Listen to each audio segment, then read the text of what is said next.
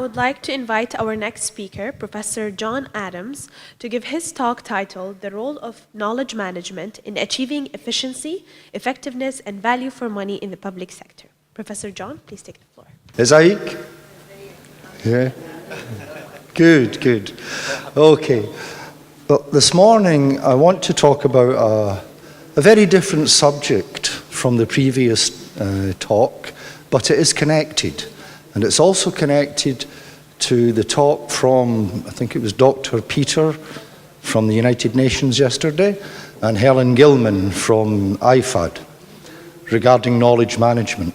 Now, the focus of my talk is not knowledge management. It's value for money in the public sector. But when Professor Alam asked me to come here, I had to think long and hard, how do I integrate value for money, or VFM, into knowledge management? And in fact, it's a difficult thing to do, but it is essential, and it's becoming more and more important. Now, just to give you some background, the concept of value for money began in the public sector. It basically started about 320 years ago in something called the National Audit Office of the UK government. The National Audit Office was the first ever government department to be created, and its job was very simple: to make sure that taxpayers' money was protected. Not only protected in terms of not being stolen, but also protected in the sense that, is the money being used properly? Taxpayers' money is not like shareholders' money. If I have shares in IBM and it goes down, too bad, bad luck. But as a taxpayer, I have a share in how the government spends my money, and I expect it to spend it wisely and not to waste it. That's the background to value for money. A lot of people tend to see it as a kind of nebulous concept, but in fact it's not. We can calculate if we are getting value for money. It involves a lot of calculations, very precise calculations, and it does work. So, the theme of the conference is digital revolution, smart cities, etc. But to have a smart city, you really need smart public sector organizations to manage these cities, whether at the local level in administration or at the national level. Now, the question is, how do we get from where we are now to where we want to be in terms of being smart? Well, where are we in 2017? In terms of public sector organizations across the world, some are better at creating value for money, some are very, very bad. So where are we now? Well, before I start to explain where I think we are, let me give some background to this. Most of you, if you've came from a business or a management background, will probably have heard of Peter Drucker. Now, Peter Drucker, from an academic point of view, has always been considered the arch enemy of government. As far as Drucker was concerned, government should govern but not do. Leave the individual, leave the private sector to do things. Just make sure that you have the legislation and the regulation and the environment in place that allows them to do it instead of stopping them to do it. Now,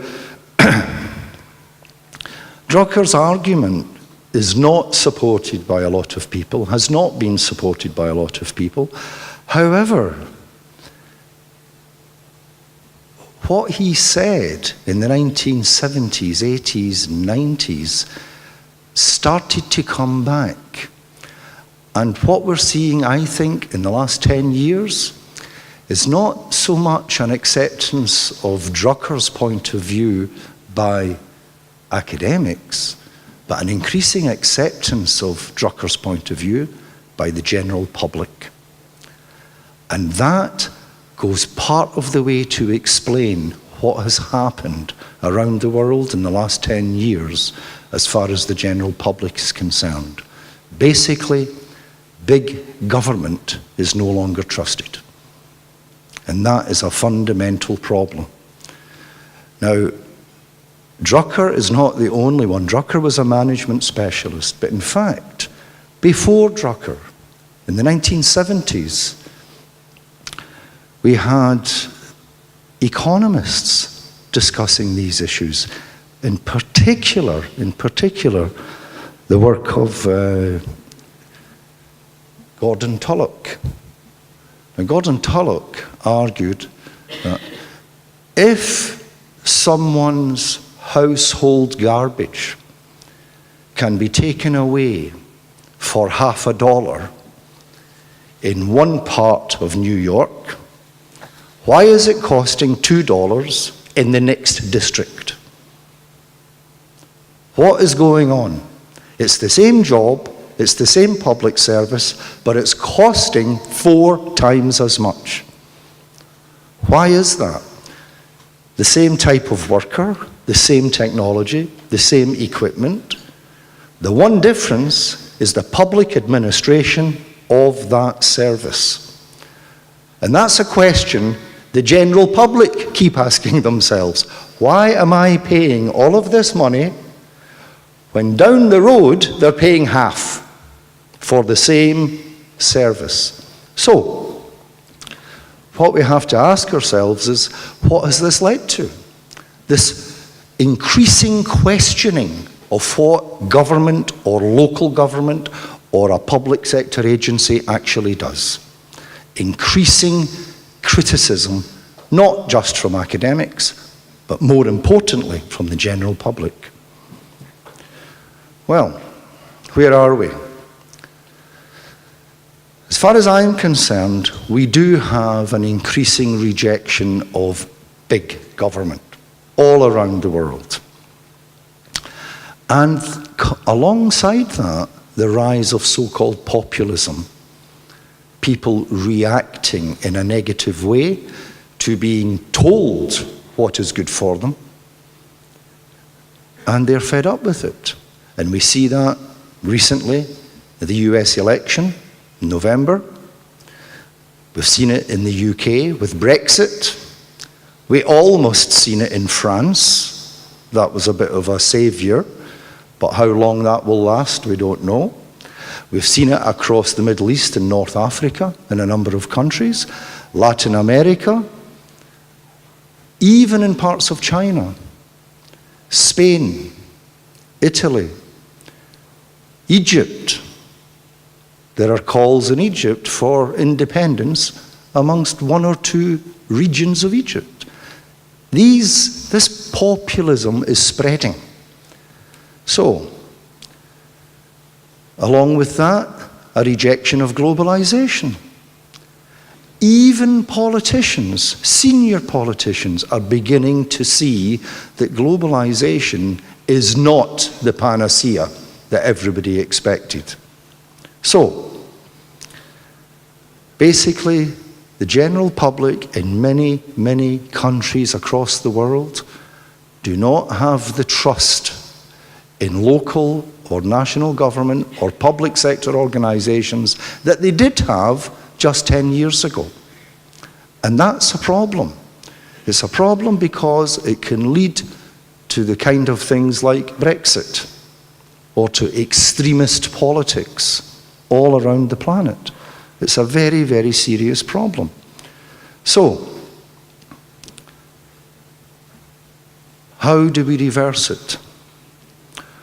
One of the fundamental problems with this rejection of big government is the gap between what the public get and what they were promised or what they expected. Whether it's education, for example, your 7-year-old goes to school, you expect him, on day 1, you expect him to come home with some books. He doesn't. because the school doesn't have the books. So why are you paying this tax? Something as simple as that. You go to hospital, the medicine's not there. If any of you saw the news this morning, Venezuela, that's exactly what's happening in Venezuela right now. The public services have collapsed because the money is not there and the general public are asking, okay, where is it? What happened to my money? And that's a fair question. So, can this be reversed? I think yes. If government, and increasingly in Europe especially, they're starting to recognize this, start to pay attention to what people actually want and not what they think they need. Because that's been the fundamental problem for far too long. And that way, value for money is likely to be assured. This is, I don't know, you probably can't read that from there. This is the concept and application of value for money in the UK. This is the latest version from the National Audit Office. It's their job basically to inspect, like the UN inspection agents, to inspect what public sector organisations actually do with taxpayers' money. And you can see at the bottom the economy, efficiency and effectiveness, the 3 E's. There is a 4th E that is not always applied, it's equity. Equity in public service. But economy, efficiency and effectiveness, those are the key ones. Economy means opportunity cost. If you spent $2 million on a kidney machine for a hospital, what else could you have spent those $2 million on? Maybe on medicine. Well, it depends. How many kidney patients are in your hospital district? 2. Oh, I see. So you've got 2 patients, $1 million each. How many school books could that have purchased? That's the opportunity cost. The efficiency is, have you bought the most efficient machines? How do you know they are the most efficient? And effectiveness simply means, do they do what they're supposed to do? For example, in the United States, efficiency in hospital care is measured in terms of bed turnover rate. How many patients go through the same bed in 24 hours or 48 hours? You see? And if it's a high number, then it's efficient. But if it's 10 patients in 48 hours, that's efficient. If 9 of them go to the morgue, it's not effective. So that's the problem. We can be efficient with public services. It doesn't mean we're being effective at all. So, this idea of value for money revolves around these 3 fundamental concepts: economy, efficiency, and effectiveness in everything that any public sector organisation does. And it's the process part of the VFM system where knowledge management can become very, very important.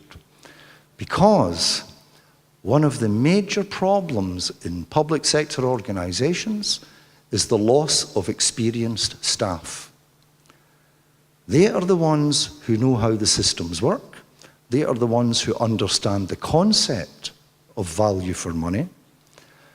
If they leave or are transferred to another government department, the knowledge in that particular department is depleted, especially if no mentoring of new recruits or younger staff is done. So, we have to be smart. What does that mean? It means that we have to be able to be specific with targets. How many school children should be getting their O-levels, for example? That's a target. We have to be able to measure it. So it has to be measurable. We have to agree on these targets, and they need to be realistic. If government or any public agency, or even a private company, sets targets for its staff that are unrealistic, the staff will react negatively to that.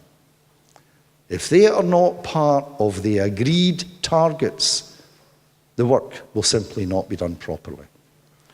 And it has to be timely. We have to put strict time limits on achieving things. All of this doesn't guarantee, but it's more likely to lead to value for money for the taxpayer. Now, I know in Bahrain, many people do not pay tax. Is that correct? But you might be paying tax in the next 6 months, 12 months, because the government is discussing the introduction of value-added tax. Now, this links back to something that Professor McQuaid said. Value-added tax was introduced in Egypt just 6 months ago for the first time ever. It was introduced to replace the sales tax, but applied at a higher rate on different goods and services. It has meant an increase in the amount of tax that Egyptians have to pay. Egypt is also restructuring its income tax, its company tax, to increase the tax base. Now, why? Because the tax base itself is not big enough. The demands on the government, the public demands, are becoming stronger and stronger, and they, quite frankly, do not have the money. They can't keep borrowing. No government can keep borrowing, so they have to get the money from the taxpayer. That is becoming an increasing issue across the world, and one of the reasons in the longer term is because of what Professor McQuaid referred to, demographic change. In Northern Europe, China, much of Latin America, the population is getting older, the workforce is getting smaller, so we're going to have an increased demographic burden ratio on those who are in work. In the Middle East and North Africa and parts of sub-Saharan Africa, the population is actually staying relatively young or getting younger. But the problem with that is the number of jobs available. And if unemployment relative to the younger population keeps rising, which it is likely to do, then the tax base keeps falling. That also puts pressure on governments to raise taxation. Now, all of that means the purpose of delivering public service is to make sure that value for money is delivered with it. One way of helping that process is the introduction of knowledge management systems into public sector organizations in a way that complements achieving value for money. Now,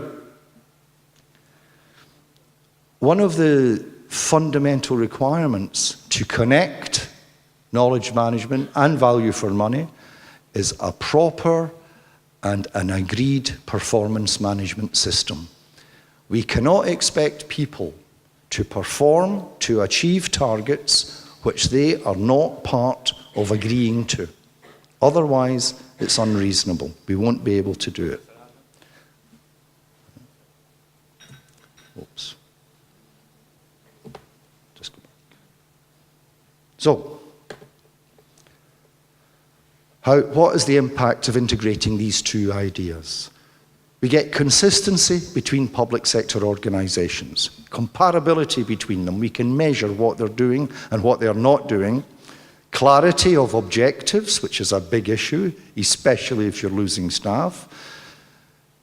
And most important is the existence and the elimination of subcultures within public sector organizations, where one department doesn't talk to another department, where people in the same department don't talk to each other. They are not sharing knowledge at all.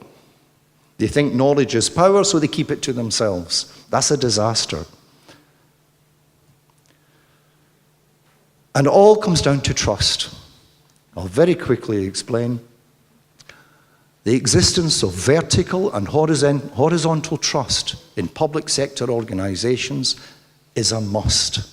It also raises the issue of in economics, the classic principal-agent problem, but I don't have time to go into that. But certainly, this question of vertical and horizontal trust is very important. In this diagram, you can see in the left-hand bottom corner, that's an organization that is completely dysfunctional. Nobody trusts anybody. In 2007, a good example from the UK was the passport agency. The passport agency basically collapsed. Nobody would speak to anybody who worked in the passport agency. The bosses wouldn't speak to the workers wouldn't speak to each other. It collapsed. The top right hand is ideal. I have trust in my boss trusts me, I trust my colleagues. But it's extremely rare. That's the problem. The top left and the bottom right, here we have the possibility of enabling knowledge management to be implemented into public sector organizations, but only if the little cliques, the little subcultures that exist in these organizations can somehow be eliminated, either by incentives or disincentives.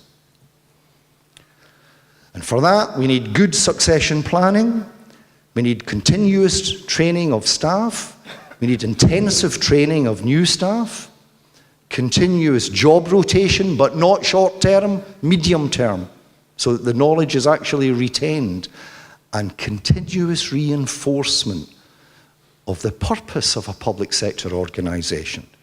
Its objective, its service level agreements, I haven't mentioned those yet, but basically every public sector organization must have service level agreements in which they are achieving a particular level of service which the public expect to see.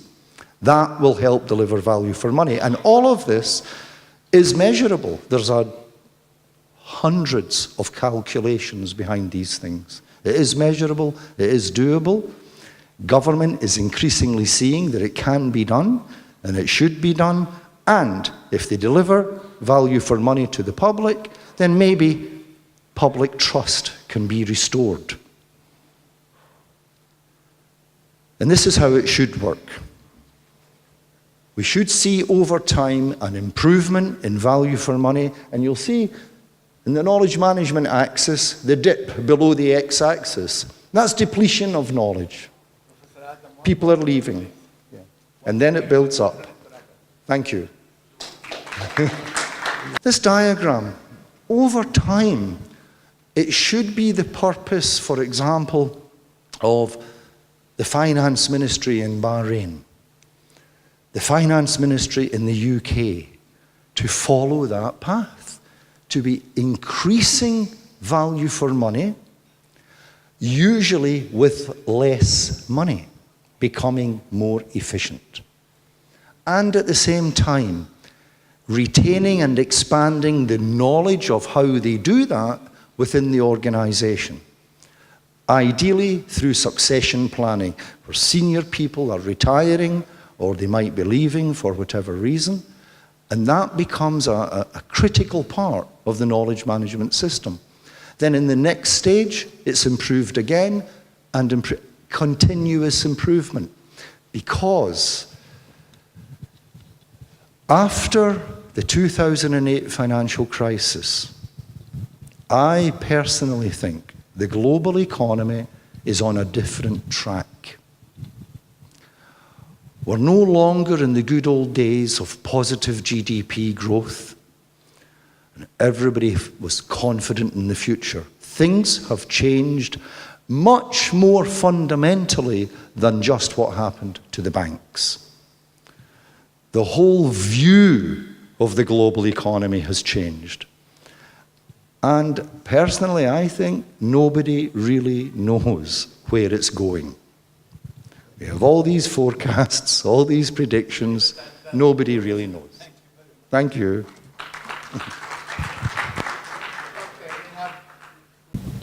Thank you very much indeed for your good presentation. Actually, regarding how to measure the performance. Actually, now is a KPI, key performance Yes. indicator, is the most good measure for every sector, even the public sector or private sector, and has been implemented. It is fair, and it has all the items of the performance. Yeah. So the problem of performance management, I think, is solved by KPI, and it consists of two: one the items of the performance, and one is a peer, 360 degree. So I think this is very, very, very efficient and can show the efficiency, and can show the effectiveness, and can show the sustainability of the performance of the individuals and organization. Yeah. Okay, that's an interesting question. Yes, I've heard this before. Key performance indicators already have solved the problem of efficiency and effectiveness, but I'm not convinced by that. For example, if you take a civil servant working in his or her office, okay, one of the KPIs used in the UK is the number of times the waste paper basket is emptied during the day. So, if he fills up the waste paper basket 10 times, it's emptied 10 times, is that because he's being really efficient, or is it because he doesn't know what he's doing? You see? I get the hospital example in the US. Now it's paperless. Everything now is online. No, it's not. In many, many countries, including the UK, paper still dominates a lot of things. And the example of healthcare, you know, very efficient, but you're dead. That's not effective. So the KPIs only matter if they have been properly thought out and if they are measuring what they're supposed to. It's like the Global Happiness Index. What is it measuring? Is it measuring happiness or misery? Well, it depends on your point of view. Okay, because for the sake of time, I have two requests I cannot say no to. Dr. Saira and Najat Bouhlega. Saira, but please, No, I'm then just, the others thank you will very see. much, and I think just value for money works, should work for the public sector as well, because the global crisis were not government, in part. The second thing is, it's interesting what you said, this is more like a comment, but please answer, about the changing, government and how people feel about governments and big governments. But if there are separation calls in Egypt, there is also in the UK. Yes. So I think economy is a driver for all of this. So in part, government failed us, but also economists and your average worker had failed us as well. Extremism is everywhere in the world. We can debate who created extremism in the Middle East, but it's also existing in America with the police force shooting black people, with no offenses, and so on. So it's just something that, as the economy fundamentally is changing, I think identity of human race is changing, and at all sorts of levels. Yeah, I totally agree. I think, again, it comes back to something Professor McQuaid said. Current graduates and future graduates are not just different from us when we graduated. They've got a much more uncertain future. And I know when I graduated, I had the choice of 4 or 5 jobs. But now, in Egypt, for example, a lot of our graduates cannot find any job at all, never mind a graduate level job. But the government continues to pump out the graduates. Of course, they would argue it keeps the unemployment rate down, but only for 4 years, you see? And yes, the economy is probably the most basic underlying issue, because you have many, many people in the labour force feel completely separated from society. I mean, Brexit is a good example.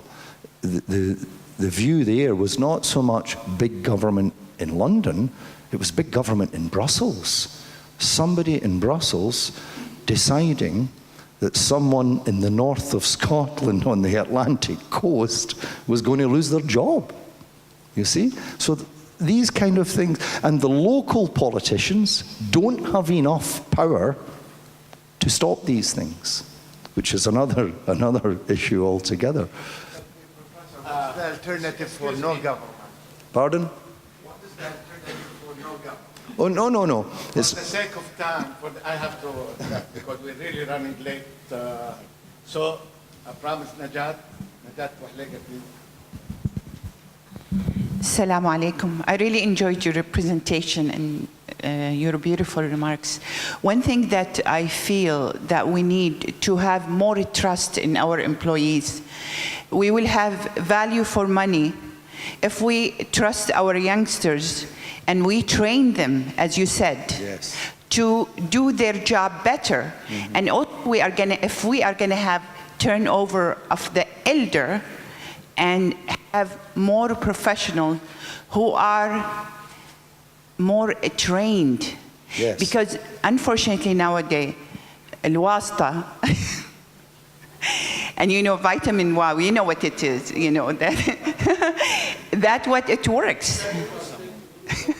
Yes, yeah. I know. So we need to have more than that in Yes. order to have value for money. Yes. And I would like to have you respond how we can get rid of this. How can we change the working environment to be more trusting in our youngsters and have also our youngsters be ready for the job? Thank you. Well, thank you. That's a very good question. Quickly. How do we do it? I honestly do not know. What I do know is that the older generation, people like us, right, really need to give younger people more room to express themselves, to give their opinions, and they need to be listened to. And I think this is a big problem, and it's a dangerous problem. Certainly in Europe, the youth feel they are not listened to at all. And that is a very dangerous issue. In the workplace, I think management needs to become more modern. They need to realize I cannot manage people if they resent me. And they will resent me if I order them to do something instead of explaining why it needs to be done. Absolutely. Okay. Now, ladies and gentlemen, I would like to invite Professor Abdallah Al-Hawaj, Professor Mansour Al-Ali, and Professor Alam Ahmed to please come on stage to reward our speakers with certificates of appreciation. Professor John Adam.